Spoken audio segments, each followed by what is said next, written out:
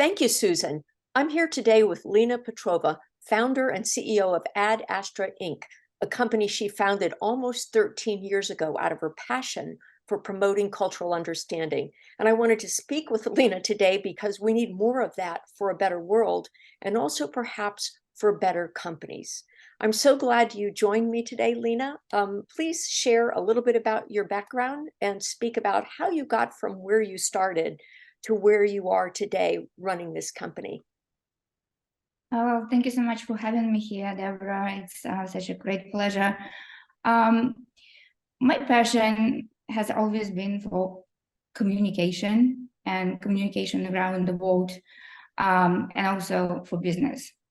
I grew up, I remember I was 5 years old and I was playing in the sandbox in St. Petersburg, Russia. And all my girlfriends, they were talking about getting married. They wanted to have these dolls that we were playing back then. They were talking about the dresses that they wanted to marry for their weddings. And I remember I was sitting there and I felt a little bit of an outsider because back then in our culture, all the girls wanted to get married. But I always felt that I wanted to be a businesswoman. And as cheesy as it sounds, I wanted to bring some difference. And so it started back then. And then every single step that I was making, whether it was education, whether it was jobs, whether it was helping my family with something, I always was taking it as a next step to growing closer and closer to my dream of starting a business. And also living in the country that was always closed from anywhere and anything. And also communication was always regulated and communication everywhere. Everything that we were reading, everything that we were watching, everything that we were listening. I think that back then, I started feeling that it was my passion without even realizing it. So you started really with the passion to create a business, to create and lead a business. And then later, how did it become the current business that you have, the communications business? And I'm sure it isn't as simple as it sounds, starting a business, just start up a business and go from there. No, it wasn't. And one of the things that I will always be very grateful is the people. I think I might not had enough, and I came from pretty much nothing, like the majority of us who grew up in the environment that I grew up. But I was blessed with always having very passionate, very smart people that I learned from. And I walked side by side and I studied side by side. And thanks to those people, I am where I am today. And also I have a fabulous team because everybody that we work, Ad Astra is not just a company. Ad Astra is the community, really. And everybody who works there, I have to say that yes, we want to have money. Everybody wants to have money. We all want to have and pay our bills. But again, we do believe that we make the difference. And everybody who works there, we have people who join our company and they hate it and they leave, and that's okay. People like plants. Some people blossom in some environments, and some people die in some. Well, I'm talking about plants, right? So some plants blossom in the environments of desert, and some plants die, and some plants blossom in the environments of rainforest. And for them, it's too much water. So the same with people. So we have people who come to our company and they hate it and they leave. And then we have people who come here and they stay with us for what, 13 years now. So that's how you know you have a strong culture. When people that your company, your culture either attracts and magnetizes someone, or it lets them know, you know, we may not be a place for you, and they can self-select. That's really, I think, an indication of a very strong culture. Correct. And I think it's also about the mission, because to me, It's always, financial statements are always important, because financial statements, those are like grades in school. They show how great you're doing, and they show where you need to improve. They show where they need to tune up, adjust. But those are just financial statements that show where you need to go, right?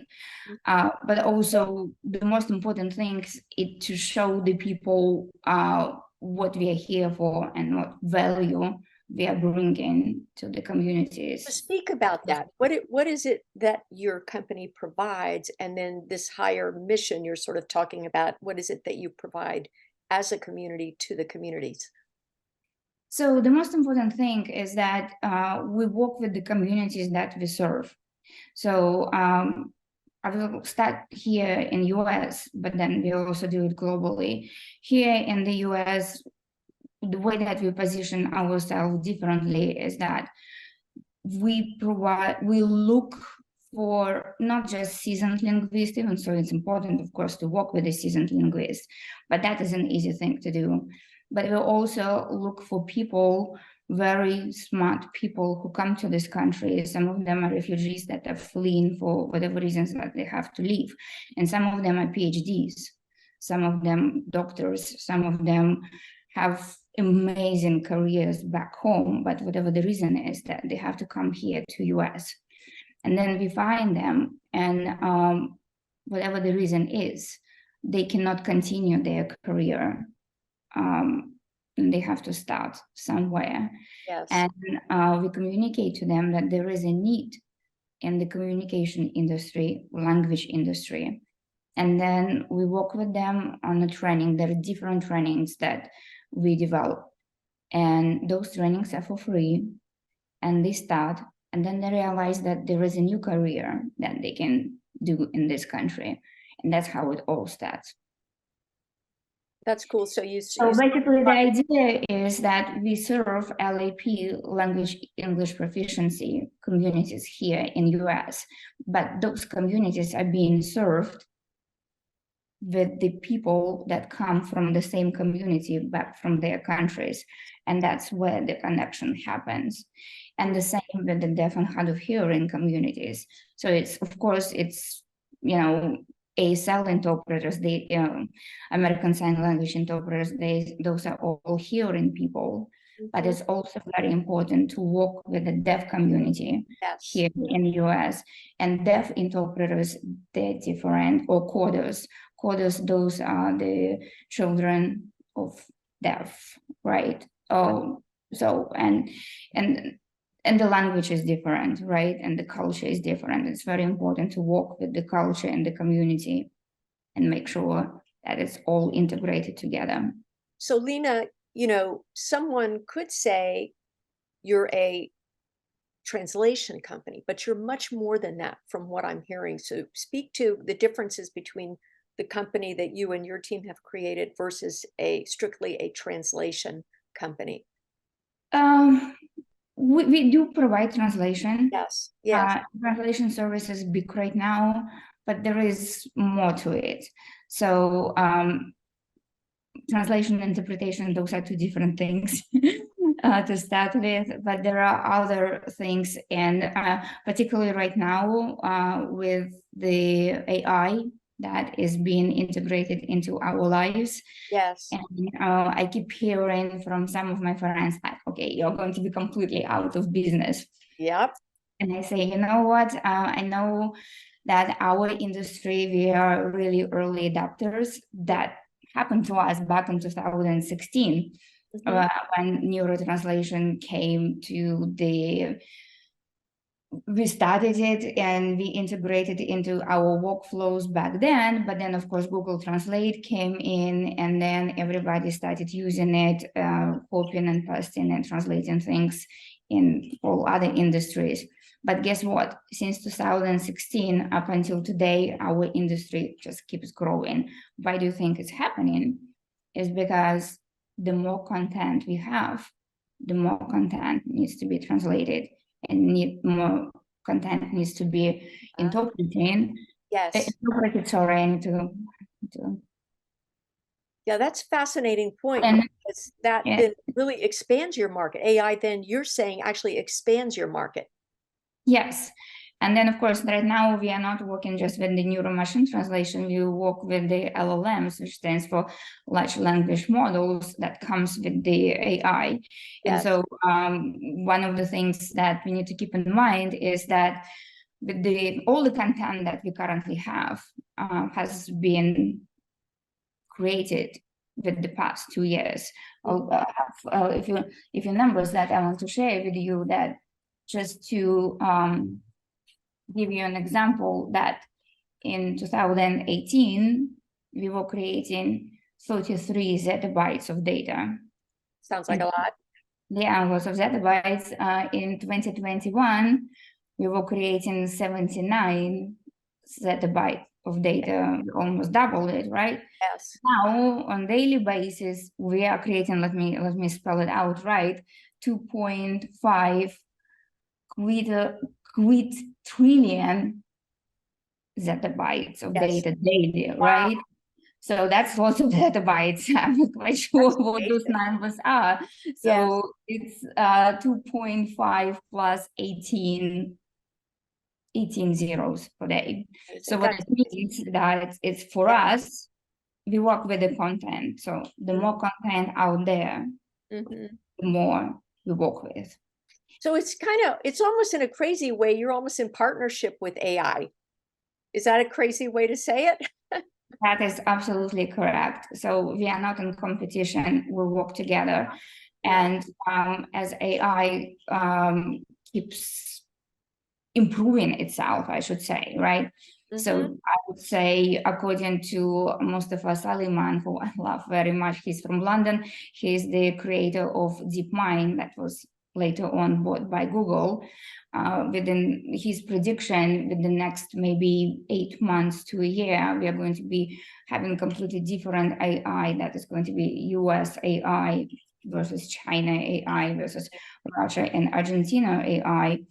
So content will be different, that will be generated by AI. And then, of course, this cultural awareness, cultural adaptation of content is going to be needed. And who is going to be working with those? There's going to be companies like us. And that's going to need humans. Am I correct? I mean, really to ensure the cultural aspects, the cultural context is correct, is not necessarily going to just come from whatever content is revised or created by AI means. Correct. Yes. We are going to be seeing a huge shift. So according to different studies, Goldman Sachs made us quite a few findings. There is a research was done by Forrester. So it's all based on the generative AI, right? So by 2025, about 97 million jobs will be created around generative AI. Why I'm talking about this? Because it's generative AI, it's all going to be around content creation. So why it's going to be affecting us? Again, right now, what we are doing is we have content, and then our job is pretty much like circulating around content and work with this. Now we are moving inside, and we are going to be creating that cultural appropriate content, or our clients will be using their own AI, whether it's OpenAI, ChatGPT, Google Bard, whatever engine they will be using.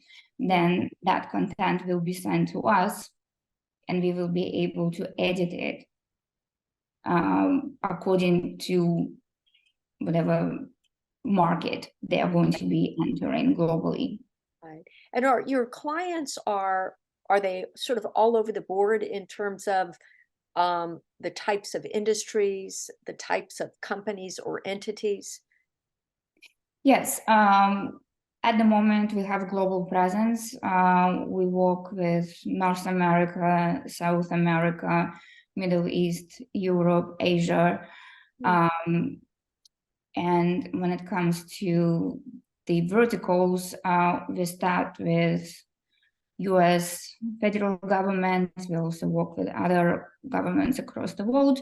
We also work with the corporate America, whether it's healthcare, whether it's entertainment sector.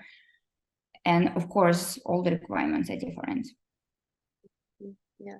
So I can hear as you talk about AI and different things about your team that you are really a visionary, but at the same time, you know how to build a company. I mean, you built this company, and yes, it's you and a team behind you, but there's no, as I understand it, there's no, big financial backer. There's no, there's no one really pulling the strings in this company except for you.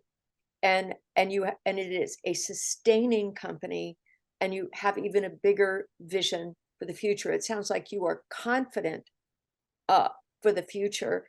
And so what has really driven you? What is the ingredient or set of ingredients that keeps you fresh and excited about the future? Believe in what we are doing. Believe in my team. I always say that it's not me. I won't be able to get where I am without the team. And I think that for me personally, the essence of Ad Astra is its people.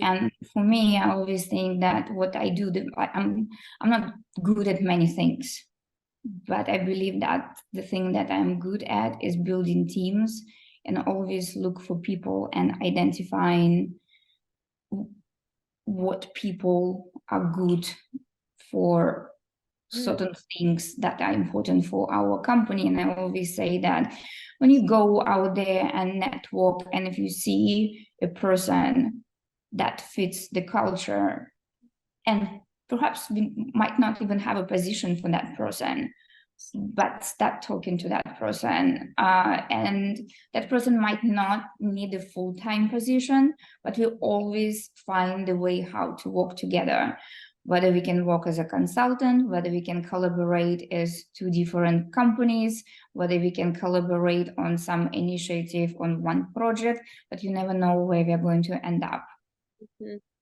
Right? Yeah. So it's all about people, really. It's all about the people, and it's all about, again, mission on making some cool things together.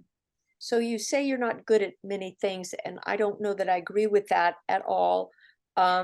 But I can see that you're good at the most important things. And this notion of people, some companies seem to feel that people are expendable. One goes, just get another one. And yet I hear you talking about the curation of a team, the careful selection of people, and in your daily walk and daily life, when you identify a person that seems to have, somehow you perceive that quality, that you're open to talking with them, whether you bring them in or collaborate with them. So I think that these are, we talk about AI, people say, oh, is AI going to take over people's jobs? That's kind of a headline of the day.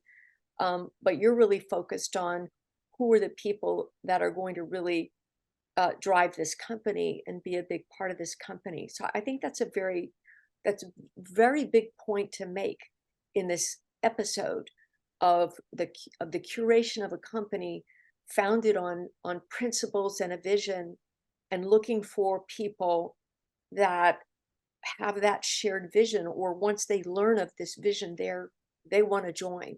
Is that a fair way to describe? That's correct. Looking and connecting with people is very important. And as far as AI goes, it will replace some of the jobs, but it will also create, like I said, right? We are going to be about 300 million jobs will be full-time jobs worldwide, are going to be influenced or replaced, right? But then we are going to be creating more jobs around AI, which is at least 97 million jobs will be created by 2027 around generative AI, which is different, right? So we want to make sure that we're talking about generative AI right now. However, if you're going to be looking back, right, when technology was emerging and still emerging, first human muscles were replaced. And we're still okay with that, correct?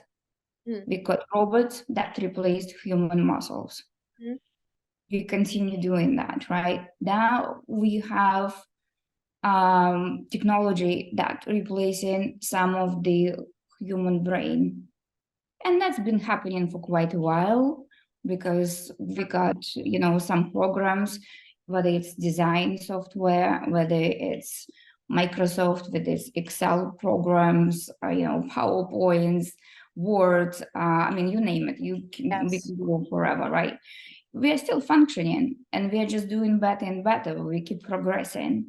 So now we have AI that is taking us to the next level, but people are still getting, creative. And the whole point is that you're going to be using your AI, I'm going to be using my AI. You're going to be prompting in your way, Deborah way, I'm going to be prompting Lena's way.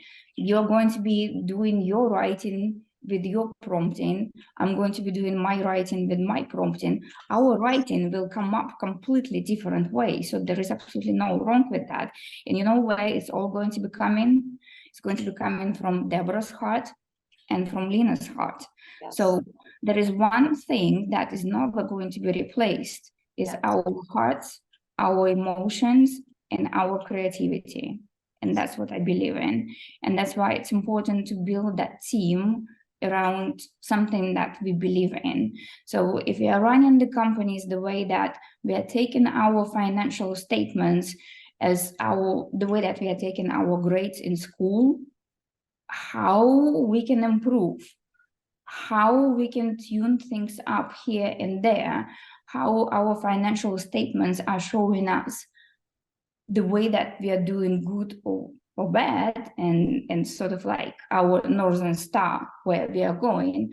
But at the same time, we are running our companies as if we would be running our companies as non-profits, because there is a vision that we believe in, and we are all aligning with this. Yes, that's what I believe in. Yes. So we, at the beginning of this, we talked about, cultural communication, promoting cultural communication, so needed around the world to make a better world, but also to make a better company. And that's really what you've spent the time here describing as what makes a better company, and helps you provide opportunities for people who share your values. Speak to, though, the companies that you do business with, or the entities, whether they're government, profit, nonprofit, global. How does that work with these companies? Are you also curating the kinds of companies you want to do business with based on those same principles? Talk a little bit about the organizations that you do business with and how that works. That's correct. And again, I'm going to start with the US because that's where our initial presence was and is. In US, it is important to understand, and lots of people keep missing that point, is that according to our constitution, we do not have a state language. And it's not English, it's not Spanish. We don't have a state language. And the right for speaking the language of your choice is protected by Title VI, and it's also protected by 1557 section of Affordable Care Act when it comes to the health care. So every single time when we have patients that are coming to hospital, they have a right to request an interpreter. And also with every single government agency or state agency, by law, they have to provide language support and language access. Some people can speak English, but if you have a situation of life and death, if you have a situation of labor and delivery, no matter how great you might be speaking English, you might just prefer to speak the language that is your heritage or your native, right? That's one of the things. And also, again, each state might have 5 top languages that, again, they have to provide the point to language card. And again, there are lots of legal behind it, but also there is like just regular human support that need to be provided there. So that's how it all starts. But then again, there are organizations that are doing it for the right reasons, just outside of regular legal regulations. With the healthcare, it's Joint Commission that requires every single hospital to provide those services. Again, with the government agencies, they have to be doing it based on the fact that the government will withhold the funds if those services are not provided. And then, of course, just again, it's the right thing to do. That is the perfect comment about so many decisions that CEOs have to make, which is the right thing to do. Because apart from that, Deborah, we also want to go global. And as of just right after pandemic, several studies, and I can share those studies that were made, that no matter of the age, because people usually think it's people want to speak their language because this is generally older generation, and older generation doesn't speak English, and that's why you need to give them something. So after pandemic, again, multiple studies show that younger generation, or no matter what age, quite frankly, people want to belong. People want to belong to something usually bigger than themselves, right? And after pandemic, people want to buy from the brand that providing them this feeling of belonging. And if those brands that localize their products, localize their websites, localize their apps, even heritage speakers will find that loyalty to those brands. They spend longer time on those websites. They spend longer times on those apps, simply because they have this connection, this personalization connection with those brands.